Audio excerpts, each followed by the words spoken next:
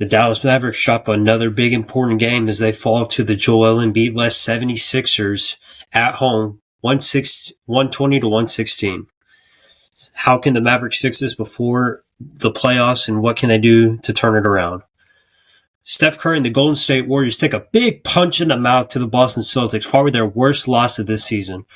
We're going to go over how that affects both teams in that way. And in other news in the NFL, Mike Evans takes a big contract, which is a much-needed one. And then Pro Bowl star Eagles center Jason Kelce has officially announced his retirement. That's what we will get into today on Cooper Sports Podcast.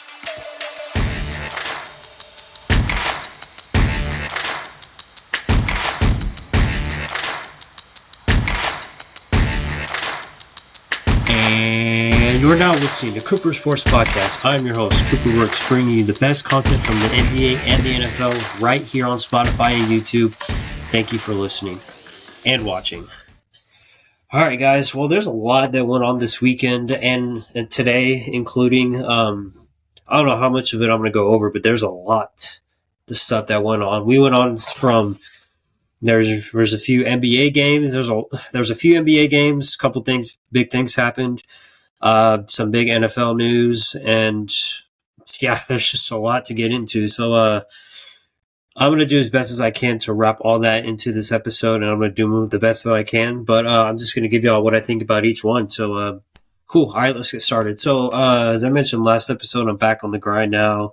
I got a new mic, webcam, new headphones. We're good to go. We're set. Okay, so first topic we are going to get into today is the NBA, and that's my Dallas Mavericks. The Mavericks drop another horrific, well, not horrific, but a very important game to the Joel Embiid-led Philadelphia 76ers. Tobias Harris was the leading charge in yesterday's game with 28 points. Tyrese Maxey followed up behind with like 24, I believe. And then Luka Doncic still dropping triple-doubles like crazy, but losing, which in the end, yes, he's dropping triple-doubles, but in the end, you got to win in order to secure something valuable. So, and Tim Hardaway Jr. is just flying bricks everywhere like usual, like he has been so far. So, I don't know, but we're going to get into what the issue is. Sorry about the lighting. I apologize if you're watching this on YouTube, but if I move my head, I'll try to quickly move it back. But anyway, so yeah, we're going to get right into it. So the Dallas Mavericks are not looking too good so far. Before the All-Star break, they went on that incredible 7-game win streak, and then at the trade deadline, they got the P.J. Washington and Daniel Gafford trade from the Hornets and the Wizards. So that was good pickups for them. It was good additions. They were probably the pieces that we needed in order to at least fix what we need to fix in order to make a good run. Well, at the start of March, I think March 1st was on Friday. Yeah, so the beginning of March 1st, they dropped a big one to Boston, a big blowout, and then they fall to the Philadelphia 76ers at home yesterday, who did not have Joel Embiid playing, as I've mentioned, and if you watch that game, you've seen. So right now, as far as I can see, they're not doing very good when it comes to the defensive part. Their schemes are awful. Jason Kidd, man, I don't know what your issue is. Like, I don't know if you just wake up and just think, all right, I know what I'm going to do with this team to sabotage them every game. I'm just going to give them what to run, and then we'll just see how it works. I mean, there's no game plan for us on defense. I mean, it's sloppy. I mean, we'll score big on offense, and then as soon as, we'll score on a big drive on offense, and then as soon as we turn it around to defense, it's we're letting guys get behind us too fast. They're letting the other players get behind them too fast, and it's easy to run in and score. We're not attacking the paint aggressively, which is also why we suck and lack at rebounding. The Mavericks do at their rebounding because they're I think they rank lowest at rebounding, which sucks because you think that after getting Gafford and Washington, it'd improve it a little bit, but I mean, the trade deadline was last month, so I'm sure the stats will change that. But still, I mean, there's nothing. The rebounding is still awful. Tim Hardaway Jr. is lining it up like he's the next Steph Curry or something. I mean, geez. And it's not just him. It's more so players. But Timmy, Guys, Tim Hardaway's not been on a good scale so far these past couple games. He's just lit it up in the 3-point the outskirts, and then when he tries to launch it, it doesn't fall for him. I have the stat report pulled up, and if you don't know what Tim Hardaway's stats were yesterday, good, because you don't need to know what they were. Guys, in yesterday's game against the Philadelphia 76ers, Tim Hardaway Jr. I have it pulled up right here, excuse me. Tim Hardaway Jr. against the 76ers in the box score had, hey, get ready because you're about to literally lose it. Tim Hardaway Jr. went 1 for 8 for field goals, and guess how much 3 points he made? 1 for 8 for field goal. He went 3 for 6 on the 3-point. Timmy, you want to explain? Like, what's the deal, man? I mean, that's part of their offensive game plan, too, is just easily like, okay, we'll give the ball to Luka. All right, kick it back out to somebody, kick the 3. Now, those are like, okay, those are fine. If you need it, a scenario 3, you need it. But just taking it and just chunking it for absolutely no reason when you don't even set up the offense first, like, dude, you've got to slow down and take your time. I don't know what's gotten into Timmy. Now, I don't want to go into speculation and start ranting about Tim Hardaway Jr. because, again, he could have something going on. There could be something going on family-wise. You just never know with players. If he has something going on at home, if there's an issue and he's just not focused, whatever the deal is. But yesterday just proved that he did not have a very good game at all yesterday. And he only scored 2 points and he made 1 field goal, and it was off of a mid-range 2-pointer, and that was it. And he's on our bench, so you tell me that. And so Kidd, I don't know what you're running man on defense, but he's not helping this Dallas Mavericks team out any farther. If y'all want to know what the rest of the Mavs schedule looks like, stupid tabs. If y'all want to know what the Mavs schedule looks like heading into the rest of the season, today's March 4th. The NBA is going to end around April 11th. Ish, so they can start their play-in tournament games on that Tuesday, April the 2nd, start that Saturday the 15th or 16th. I don't know. I don't have a tape pulled up, but a schedule for their playing. But this is the Dallas Mavericks remaining schedule starting tomorrow when they play Indiana. So they'll play Indiana tomorrow.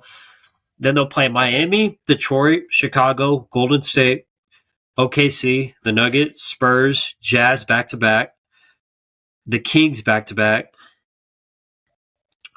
the Houston Rockets, Golden State Warriors, the Hawks, the Warriors again, the Rockets, Hornets, Heat again, Pistons again, and Thunder again to cap it off on April the 14th. So closely over a little month left here in the NBA season, as I just mentioned. And guys, I just read off that schedule, and that's... I mean, theoretically, if you want my prediction on how this goes, the Pacers are, as I mentioned in last episode, they're red hot right now. They're making some people shut their mouths a little bit. They've been playing real good basketball, and this franchise is turning around real quickly. The Miami Heat, although they haven't looked good so far, they've been, sucking it up a little bit. I mean, they tend to do a lot better in the second half of the season, especially after the All-Star break. I mean, we've already seen it. Jimmy and this team's going to pop off, and they always do when it comes to the second half of the season after the All-Star break. And the fact is that Jimmy Butler can perform in the playoffs. I mean, that's just a scary sight. I mean, a team with barely any superstars, only Jimmy Butler, and then there you go. I mean, no talent, no nothing, and they're still popping off. Golden State, we played them twice. After Golden State's punch in the mouth yesterday, I don't want to say we'll beat them both times or annihilate them at least, but it'll be close definitely.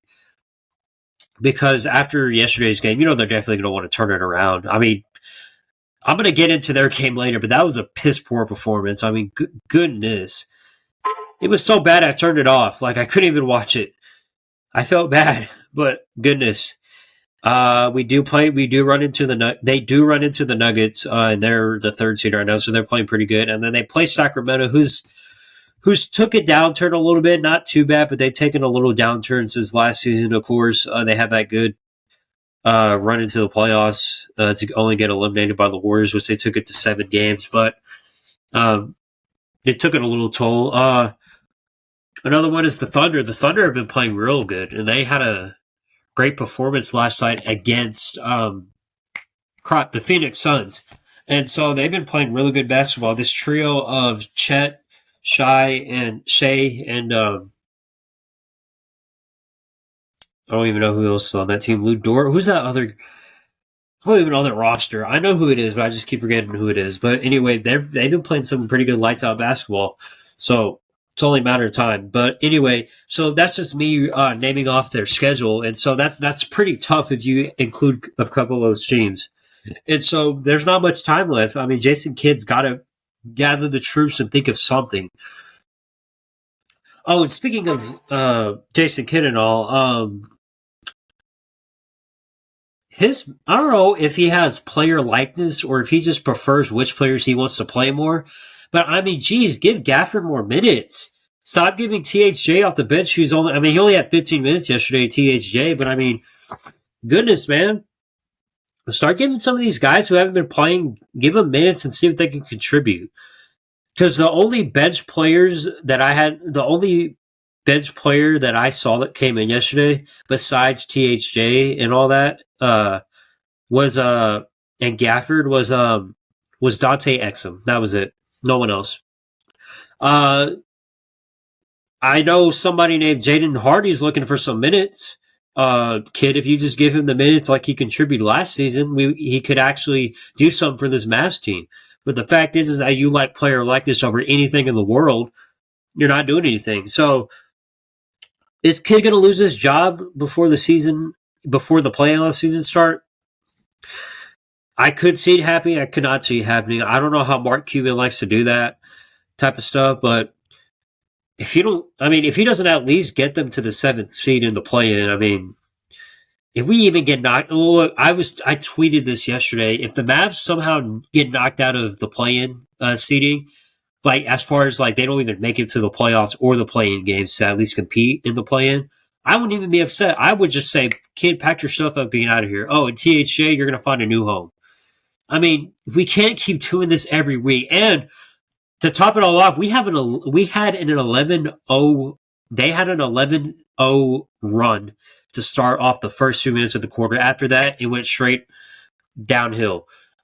They cut it close within the last 5 minutes of the fourth quarter.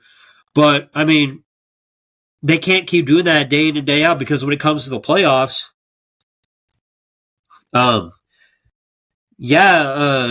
in the regular season, it's okay. It's not okay now because you're literally there's a month left until the season's over. So you have to keep winning in order to get these seedings going. But I mean, once you get to the playoffs, you get 4 opportunities to win a game. And if you lose out of those 4 opportunities, then you're done. Your season's over. You got to wait till next season. So I'm just hoping that Kid can turn this Mavs team around. And I need to show, we need to start, he needs to throw away everything and just restart. I mean, he can't restart now because, I mean, we're already almost done. But he's got to turn some things around and fix it. That's just the one big thing I hate right now is the coaching from Jason Kidd, and this team is not looking good on the defensive side. The offensive side, they're looking pretty good. They just got to stop chucking up so many threes when it's unnecessary. Like the wide open ones in the corner, like we hit pretty good from the corner. Like they hit excellent in the corner. Derek Jones Jr. had like 5 or 6 3-pointers where they were just corner threes because it was a kick out from Luka. But he's good. They've been doing pretty good. Oh, and give Derek Jones Jr. his playing time. He's contributed a lot. So we'll see how it goes this remaining. And then Luka and Kyrie, of course, are still doing their thing. Kyrie had a little off game yesterday, but it's nothing too bad to worry about. But he needs to start ramping it up, especially Luka. I mean, I don't care. He's Luka. He could lose and still drop 30 on your head and give you a triple-double. But anyway, so that's just how it is. Hopefully they can start winning these tough games, especially closing out this final month and a half, and we'll see how it goes. So, all right, so the Dallas Mavericks, that is done with. Next on is the Boston Celtics and Golden State Warriors game. Guys, talk about a punch in the mouth. I mean, good gosh, that was a big punch in the mouth. I mean, whew! I couldn't even watch that anymore. I turned it off by halftime. Guys, if you didn't get to watch that game yesterday between the Boston Celtics and the Golden State Warriors, good. The Boston Celtics annihilated the Golden State Warriors. I mean, goodness. Boston, to close out the second half, or the second quarter, guys, went on a 50-11 run. 50-11. That means they scored 50 points to Golden State's 11 in just, I don't know how many minutes. But, I mean, good gosh. I mean, it was, I don't even, my words don't even know to describe how I even talk about that game from yesterday. I don't even know how to talk about this game yesterday, other than the fact is that the Boston Celtics just put everybody on notice after that game. Yeah, it's the Golden State Warriors who have tried to amp it up a little bit so far, but that was just awful. I mean, to Golden State too. Boston's on a 10-game win streak now after that game. Let's look at their box score from yesterday. I have that pulled up as well.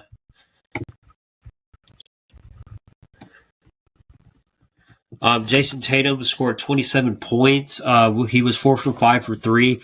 9 for 13 from field goals, so he had a pretty good game. Jaylen Brown, though, 29 points as well. Him and Tatum combined for 20 points. Well, not combined, but they both had almost the same amount of points. 5 for 10 for 3, though. And then Derek White and Pritchard's been playing pretty good, I'm not going to lie. He had 19 off the bench, so he's contributed so far to this Boston Celtics team. Let's look over at the Golden State Warriors box score.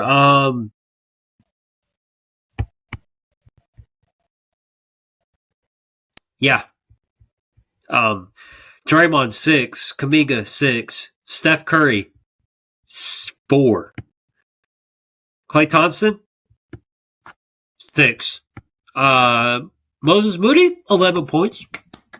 Highest score in this game was Jay Robinson, whatever his first name is. I'm not clicking on it. And highest points actually was Lester Quinones with 17. Good job, guys. Garbage time points, but yeah, good job. I don't usually trash on the Warriors because I actually support Golden State and Steph Curry, but Steph Curry went 0 for 9 in yesterday's game. 0 for 9, only scoring 2 points off of field goals. Dang. I mean, no words to describe it. Other than, like I said, Boston is solidified as the best team so far in the NBA, especially with the best record in the NBA. But again, I want to see it in the playoffs. I don't want to see them be red hot like they are every year in the regular season, get to the playoffs and get absolutely murdered and don't even win the finals or make it. They had their shot in 2022, but they blew it to who? The Golden State Warriors. And this wasn't even a revenge game. They've already gotten their revenge before. Actually, I don't know. I don't know if this is Boston's first time beating Golden State ever since that Game 6. I got to look that up. But anyway, it probably felt like a revenge. Even if they already beat them, it felt like a revenge even more because of how bad they beat up on them in the finals, especially. So, and they won it on their home court, so that makes it even worse. But anyway, yeah, shoot. But no words to describe that game really, other than the Warriors are okay. They're still in that playoff spot. They just got to keep winning. They got to keep what they were doing before this game. The Celtics are red hot. I don't see anybody stopping them unless injuries and, of course, the playoffs. You know, I got to see it in the playoffs to believe it. But, yeah. Moving on. I went blank. I think I'm moving on to the NFL now. I'm pretty sure. But, I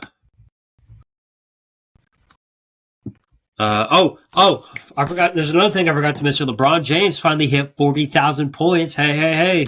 First player to ever do that. Jordan, LeBron fans, it's going to start amping up again now because of it. But we'll see. that was pretty cool to watch. I was able to watch that game live, and I saw him score to 40,000, and we're never going to see anything like that again. Guys, all right, Jordan fans, go ahead, start chipping at it. I mean, I'm not saying I don't hate Michael Jordan. I love Michael Jordan. He's someone to look up to, but I enjoy him. I enjoyed Kobe. I enjoy LeBron. But I mean, guys, you're never going to see somebody like that caliber LeBron James be the all-time leading scorer like that and score 40,000 points for the first time. And don't get started with this whole, he only played better, longer than Michael Jordan and Kobe Bryant, yada yada. They played around the same time of years of each other. And LeBron still went down with injuries as the other two did, and he still got to 40K. Like, what's the issue? But Jordan fans like to solidify that Michael Jordan is somehow unbeatable and like the greatest of all time. But, you know, Jordan suffered some big hits and losses in his career. So, but I don't hate it. I don't really like the debate anyway. It's too toxic. It gets people amped up for absolutely no reason. You like who you like. Okay, that's great. But just appreciate what you have, especially with what we have with LeBron. Somebody doing that, especially in our lifetime, we'll probably never see that again. If we have kids, our kids might not even get to see somebody like that ever do that. So it's just crazy to me how at my generation and at our time, we're able to witness somebody do something so great like this. And we may never see that again till the end of the world. I mean, it's, or until the end of the NBA. I mean, it's just incredible to witness. But, and they dropped another one. This is the first time that LeBron's succeeded in a record and lost. They lost pretty good to the Nuggets, only by like 7 to 10 points. And then when LeBron passed Kareem Abdul-Jabbar for all-time leading scorer in NBA history, they also lost to the OKC Thunder that night. So it's just like, yeah, it's a big night, but like you kind of ruined it for me because you guys lost. But we'll talk about the Lakers on another day. I just want to bring that up, the fact that LeBron James scored 40,000 points in a career, and we may never get to witness that ever again. So that's all I got to say about that. But we'll talk about more about contention for the Lakers and all that because, of course, the playoffs start literally next month, and so there's things we got to dig into. And NFL free agency starts next week, so that's what we're going to get into as well this week is with the NFL and all that. So we'll see where it goes. All right, NFL talk now. So a few things to talk about the NFL. One, it was announced this morning that Tampa Bay Buccaneers receiver Mike Evans has officially received his contract for the Bucs. They were able to come to an agreement, and it's going to be a 2-year deal for like 32-something million, I think. I don't know I couldn't remember the numbers, but all I know is that Mike Evans is getting that bag, baby. So that's what I like to see. Jason Kelce announces at the press conference earlier this afternoon from the Philadelphia Eagles that he will be officially retiring. So caps off to him for a good career. Russell Wilson and the Broncos, this was just announced before I started recording this episode, but the Broncos have now made it official to Russell Wilson into the world that they are releasing Russell Wilson, and they're going to take a $85 million dead cap hit for this offseason. So dead money. We'll see how that works. I forgot how the dead money process works, but all I know is that that's $85 million in debt, which is not pretty okay. And then big news out of Dallas this weekend. Tyron Smith might have played his last snap for the Dallas Cowboys in that Green Bay Packers game in that wild card round matchup. And rumored speculation that Leighton Vander Esch is going to be retiring apparently, but we'll see where that goes. We'll talk about them because there's a few things going on with Dallas I want to get into, but on a separate podcast. But so let's get into Mike Evans. Mike Evans, deserved contract. As we all know, before the season even started, he was looking for a big money contract, something that would get him to work around to stay in Tampa, hopefully. And if not, then he was going to go move on to somewhere else and find a new quarterback that can get him more wins. Now, Mike Evans hadn't found much success with Jameis Winston behind his back, of course, because we don't know that whole dilemma. 30 touchdowns, but 30 interceptions. That's not a very succeeding quarterback to get to where you need to be. And then, Tom Brady comes in and saves the day and wins him a Super Bowl, and then gets him a couple playoff wins, a few more playoff wins. So Tampa Bay, so Mike Evans had found his quarterback right there, but now of course we know Tom Brady wasn't going to stay there that long. So, but anyway, he found his quarterback that he needed to get him to the Super Bowl. Then Baker Mayfield comes in and fills that spot. He kind of picks up where it left off. They make it to the playoffs, but they're unable to get past the Detroit Lions. But they were able to get past the first round, so that's good for them. But it was a very deserving contract for Mike Evans. Mike Evans is a baller. He's a very valuable wide receiver to that Tampa Bay team, and with the Chris Godwin on the other side, that team is very young and they're a fun team to watch. Now, when it comes to the end of his contract, I don't know what we'll see in those 2 years in 2026 or 2027, but nonetheless, Mike Evans got his money, and it's good to see him back with Tampa Bay. It's just a matter of time to see if Baker Mayfield is going to be his quarterback or if Baker's going to move on somewhere else. But I don't know. We'll see. But I enjoy watching Mike Evans play. Mike Evans is a phenomenon to watch. I like his style of play. And now that he's got his ring, I'm very proud that he got it. So, yeah. He got his money where he wanted it. And, $52 million. Okay, here's the report. Agreed to a 2-year, $52 million contract. It will help them, of course, because now that he has money, now that he's got his money and everything, he is expected to go to the Kansas City Chiefs as a rumored in the offseason if he didn't get his bag or his money with the Chiefs, or I'm sorry, the Bucs, it was possibly going to be a Kansas City Chiefs team or somebody else, but nope, he's staying with Tampa Bay. So he's a great star-studded, talented player, and I was glad that I was actually rooting for him to get the deal done in Tampa Bay. So I'm glad he stays with Tampa Bay where he belongs. So yeah, that's the big news coming out today. And then for a 13-year career, Jason Kelce of the Philadelphia Eagles announced this afternoon that he will be officially retiring from the NFL. Makes it official. It was first reported right after their loss to the Tampa Bay Buccaneers in the wild card back in January that apparently he rounded up everybody and told them that it was his final moments and that he was going to retire. But he came out and said, I hadn't said that and I haven't made an official decision if I'm going to come back and play or not. And I mean, you could already tell that he was done anyway. I mean, the look on him and everything after that loss, the emotions said that he was just in, and he's been in that type of deal before where he's been come back, but you just knew this time was it. I mean, but overall, enough good Pro Bowls. I mean, a lot to say about him being an excellent player. You know, he has that podcast with Jason and with his brother Travis, so he's making good hit off of that. But he's already won a Super Bowl. It was a very good Super Bowl that he won it in. He played great in that one, and so he's just been the big front runner for a lot of good quarterbacks, and he's been able to protect them. He doesn't allow much sacks at all, and his motion to just move his feet around big and help, especially Jalen Hurts, he helped him out big a lot, create some holes for him to run, have enough time to scrum out of the pocket, throw it, especially with Carson Wentz and Nick Foles, especially Nick Foles in that playoff run in the Super Bowl. So it's good for him. I like seeing him be happy. It was just sad to see him go like that, especially the emotional state he was in giving in that press conference. But other than that, it was a good career. Jason, salute. Hope you for retirement, and is eligible for the Hall of Fame in 2029.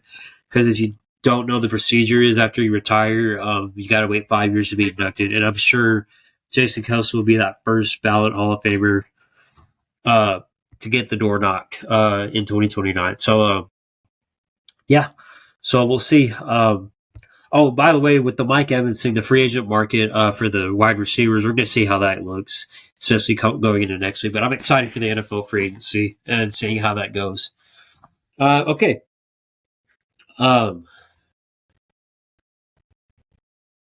Next up on the list, Russell Wilson. I mean, there's not much to say about that. I already talked to him, already rambled about it a couple months ago when they said they were going to release him.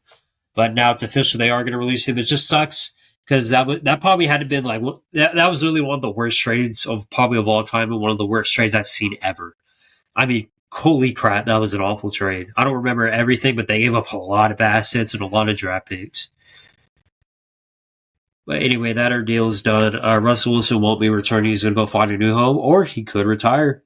You never know. I haven't seen retirement come into play as a potential for him, but we'll see. We'll see how it goes. But yeah, and that's $85 million dead in cap money that they're going to have to work around and fix. Denver is, and with Sean Payton there, we'll see how it goes. It's going to be nagging to see who's going to be the next quarterback for the Denver Broncos, but it's not going to be Russell Wilson. But it sucks for him, but time could be running out for him in the NFL, so we'll see. And then, another small thing. See, there's just too much going on that I cannot fit in this episode. But the NFL is pushing at the next CBA. They're trying to push to make it where they're trying to make it to where the NFL now has 18 games. So their CBA that they released after the 2019 season was the schedule was a little different. Starting in 2020, it was 18-week game. 18-week schedule with 17 games and a bye week still. And so now it's going to be a 19-week, 18-game schedule.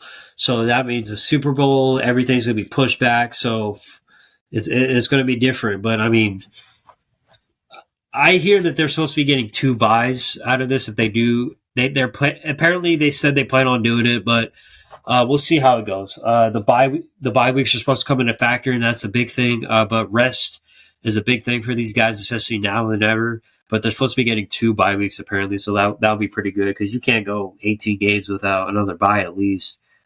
So we'll see how that works. If and it's supposed to start, they're supposed to start negotiating on it. It's supposed to start next year if they can get something done. So we'll see. Sorry if my allergies are acting up, so my nose is stopped up again, but I'm working around it. But Tyron Smith for the Dallas Cowboys is not expected to return.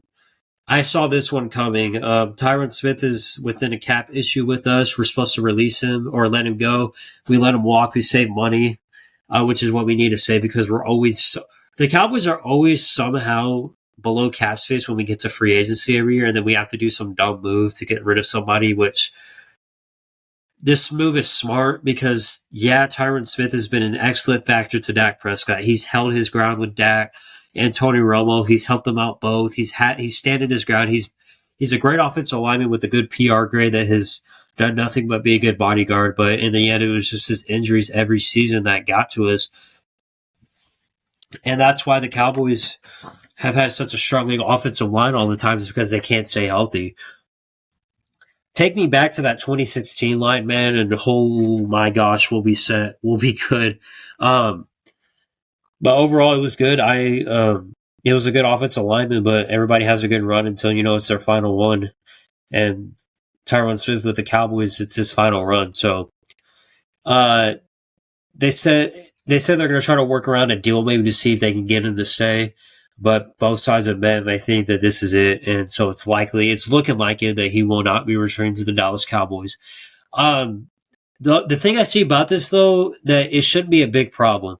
Because, yes, we're losing a big factor to our team, and that's our offensive lineman. But, guys, if y'all know, the Cowboys are always known to go out into the NFL draft and produce an offensive lineman. Like, they'll go out and grab somebody from some not a big school, but you know what I mean? Like, not a well-known school. And they'll go and pick them up, and then they'll easily develop them into something new. So, like, it's not an issue, but yes, we are losing it, but it's losing a big factor, but it sucks because it has to come down to the financial side, which is the money and everything, but it sucks knowing that, but Tyron Smith hopefully will be in good hands with another team. I want him to retire as a Cowboy, but if he retires, then what if? But we still have a young offensive line. We got Zach Martin still, and he's the last of the older bunch, but we'll see how much he's got left with us, but I don't know, we'll see. We'll see how it goes, so goodbye to Tyron if you don't come back. So it was a good run with us, but it was just the injuries in the end that he just can't stay healthy. So you got to make that decision in the end, and it sucks. So, but whatever. We're not going to make this an emotional podcast. But anyway, so that's that. So yeah. That's what we have for today. That's what I have for today's podcast. I got nothing else. So I think I'm going to wrap it up here. So if y'all enjoy this podcast, please let me know. Again, please keep sharing this podcast. I want this podcast to be well known and just get it out there so people know about it. I've gotten some good review backs from it, so I hope it keeps going. But anyway, that's going to be it for today, guys. I hope you enjoyed today's episode. Follow and subscribe on YouTube and Spotify on my platforms. And I'll see you guys. Talk to you guys next episode. Peace.